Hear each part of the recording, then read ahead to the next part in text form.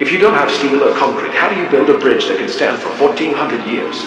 Our ancestors somehow managed exactly that. In the beginning, people crossed rivers by placing stone piers in the water and laying big flat slabs on top. Naturally, they called it a bench bridge. It worked fine for narrow streams. But once the river got wider, those stone slabs would start to sag and eventually crack.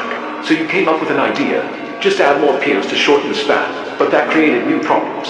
Too many piers blocked boats, and during floods they were easily smashed apart, often taking the whole bridge with them. One day, while exploring a cave, you notice something curious. The cave is hollow, yet the ceiling doesn't collapse. The secret seems to lie in its arched shape. Inspired, you decide to imitate that form. Build a stone arch connecting the two banks.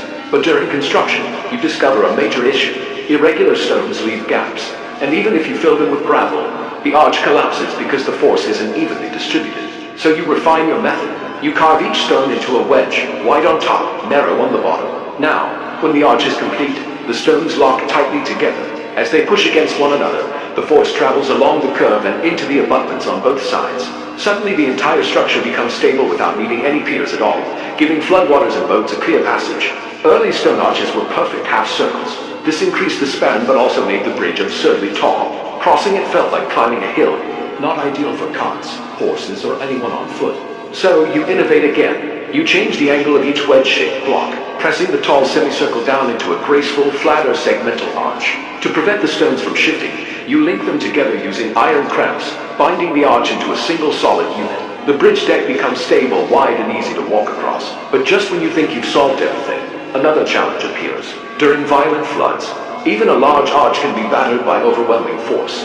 To relieve pressure, you carve two smaller arches on either side of the main one. These auxiliary openings help divert water and lighten the overall structure, making the bridge even safer and more resilient.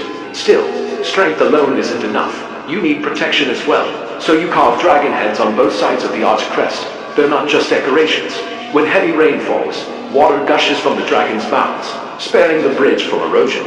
At the same time, the imagery embodies people's hopes for peace and guardianship over the river. Congratulations! You've just designed the legendary Jiaozhou Bridge, the first truly great stone arch bridge in the world.